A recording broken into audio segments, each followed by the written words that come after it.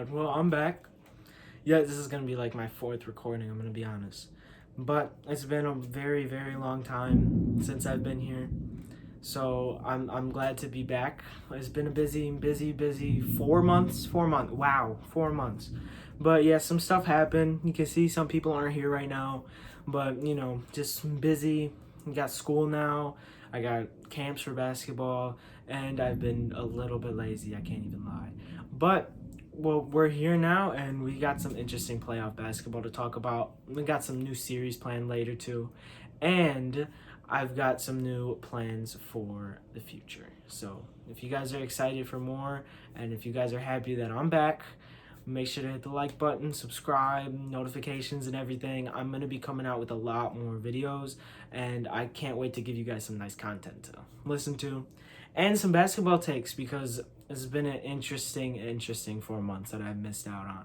So I do want to start off with the second round of the playoffs.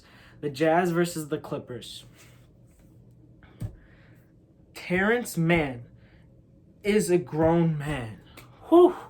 That man dropped 39, posterized Gobert twice. And Paul George, playoff P is not a thing anymore. Or pandemic P is not a thing anymore. Paul George has proved himself to be good enough to not be called that title. Kristaps Porzingis has inherited that, other than that, though. But Paul George, he saved himself. He was able to carry the Jazz, and Terrence Mann also helped out a lot. Rookie, too. It's amazing. But he was able to help carry the Jazz, or carry the Clippers over the Jazz without Kawhi. And Kawhi's apparently going to be back, which is amazing to hear, because LeBron was mad about injuries, and if Kawhi was out for the rest of the playoffs, that would have been bad. But for the Clippers to beat the Jazz, the 1 seed, that definitely need a rechange, is just it's fire. We have a lot of upsets that happen. Both 1 seeds are out of the playoffs, and we got the 4 and 5 seed coming in.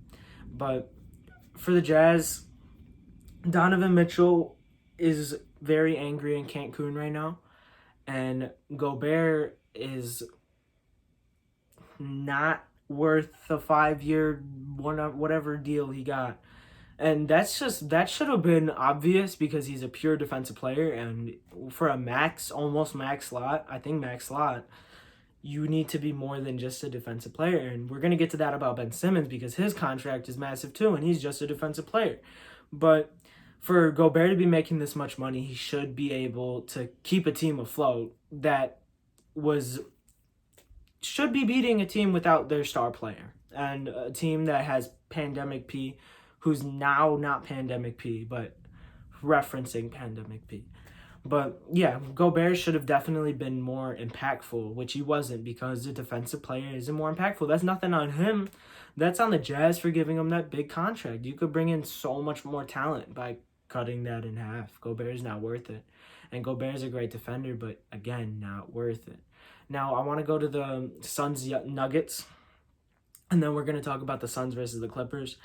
The Nuggets would have been better with Jamal Murray. That's obvious. I blame the Nuggets 0, except Jokic could do nothing. Jokic did all he could to beat the Suns. He couldn't do anything about it. The Suns are just amazing. Chris Paul is ridiculous. He was in MVP conversations too at one point. And Devin Booker is just lethal. Kobe told him to be legendary, and he is legendary. Devin Booker's what a fun player to watch. I'm so happy to see it. He's so young too. We got a future for the NBA, and he's in it. I'm in it. And DeAndre Ayton was looking great.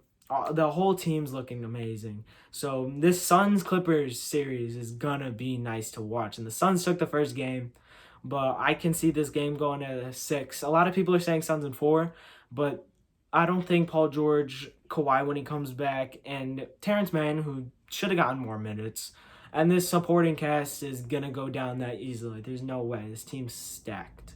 And this team is stacked, except they're missing a center. Serge Ibaka's been out for a while because of his back, and Zubac is not a defensive big guy. So them missing their centers, losing out on Harrell also doesn't help their chances. So I hope they can take some games, because the more basketball, the better. And now we're going to go to the Eastern Conference. The Nets and the Bucks series was amazing. I was thinking that the Bucks would be able to take them 7 before the I never thought they were going to win, but before the series even started, I was like the Bucks have a good matchup. They can Drew Holiday can check Kyrie, Giannis can check KD, and Chris Middleton and Dante Diva. Nope. No. First 2 games were blowouts by 20, and I fell off that train. I was like this is going to 4 or 5 if it goes to 5. And I didn't think it was going to go to 5. I thought it was going to be sweeps because if you lose by 22 games straight and they're also losing James Harden, then you know something's wrong. But then Kyrie got hurt. It was a saving grace. They came back and they were down 2-0 and then they won in 7. The Bucks, they clutched up. Drew Holiday and Chris Middleton were bad in the first quarters. Or the first 3 quarters, 3.5 quarters, honestly. And then they came back and clutched. Drew Holiday hit some clutch shots after going like 3 for 12, 3 for 13. But it's good to see not the super team in the conference finals because you love to see the Bucks successful because they've been having struggles even though they were like top seeds. And Budenholzer saved his job. Brook Lopez, although he looked like the J.R. Smith 2.0, also got that clutch block, and it was Brooklyn. It is Brooklyn. I'm standing by that. It's Brooklyn. Brook Lopez owns Brooklyn now. But it was a fun series, though. It went into overtime, and it went into overtime because KD's foot is too big, which is hilarious. But it was a fun game. It was a fun series. The Nets are going to be back next year. They're going to be just fine if they don't have injuries. Their stars have only played 8 games with each other, and their chemistry looks so perfect. So I don't think that the Nets are going to be mad about this because they're just going to go to Cancun and then come back next for their next season. They're going to be ready. They're going to be healthy too. And now the Bucks, they have a nice matchup against the Hawks because nobody on the Hawks can guard Giannis Antetokounmpo. And I mean, barely anybody can guard him in general. But if Giannis is able to be consistent, nobody's stopping Giannis right here. John Collins is athletic, but he's not a great defender. Trae Young is not going to be able to stop Drew Holiday because he's not a defender.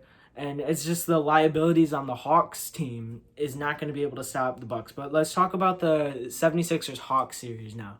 You could say the same thing for the Hawks series. I mean, the 76ers and Hawks series. That's why I'm never going to count the Hawks out because although on paper their matchups look horrible, like I don't know if they could defend for crap, but they did, and they won. They won the series. They deserve the series too. Ben Simmons is a moron, and he shouldn't be in the NBA. Okay, no. He shouldn't be a starting point guard with this contract that he has right now.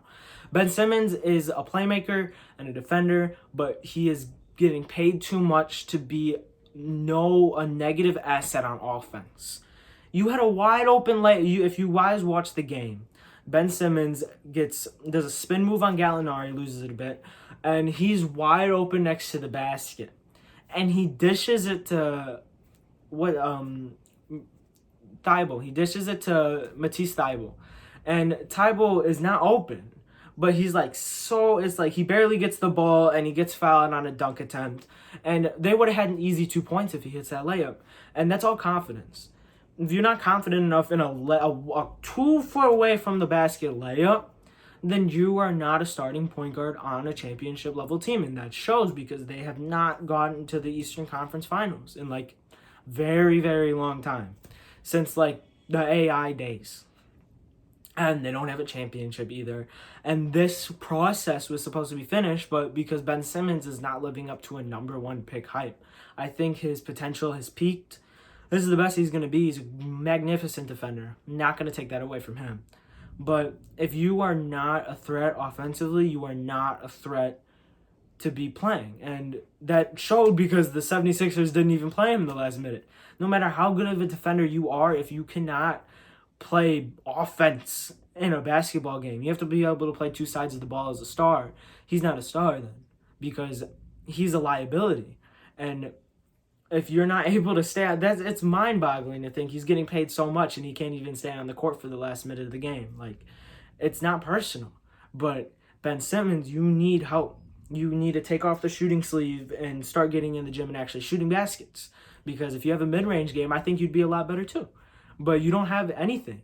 offensively, it's horrible. So 76ers are going to go to Cancun. They're going to figure that stuff out. Hopefully they can figure it out soon, because I want to see the Sixers win a championship. I want to see Embiid win a championship on Philly. And I want to see that team be successful, because they haven't been successful in a long time. And they've had one of the craziest rebuilds, I'd say, in a long time too. But now we got the Hawks versus the Bucks. Nobody, I said this already, nobody on the Hawks can stop Giannis. But that doesn't take away from the fact that Trae Young is just brutal to guard. And Jrue Holiday is probably going to be the best at it. But how do you stop Trae Young? I mean, I guess put Ben Simmons on him for 2 minutes, and he's not really good. But I don't see a world where the Hawks beat the Bucks. And if they do beat the Bucks, then all props to them. I will favor them in the championship if they beat the Bucks. But nobody can check Giannis, nobody can check Middleton, and nobody can check Jrue Holiday. And Trae Young is going to be defended by one of the greatest defenders in the league right now. If not the greatest defender in the league. I love Jrue Holiday. And I don't think you could your offense is not going to be able to overpower their defense and offense. So that's it for playoff basketball. I mean, we're just going to have to see what happens next. But it's fun talking about basketball. I'm happy I'm back. And I have a lot more videos. I'm going to do another one. Probably going to record it tomorrow. I'm going to have to edit this today. I might post this tomorrow as well. But I wanted to talk about the All-NBA teams and the awards, because I'm going to say this right now. Just stay tuned. I don't think All-NBA teams should have positions anymore. That's just my opinion, because I'll explain that later. So thank you guys for watching. I'm glad to be back. I'll see you guys very soon, because I'm back on the YouTube grind. Make sure to follow me on TikTok, Rayhan.Rajabali, on Instagram, Rayhan.Rajabali, and I'll see you guys next time. Peace.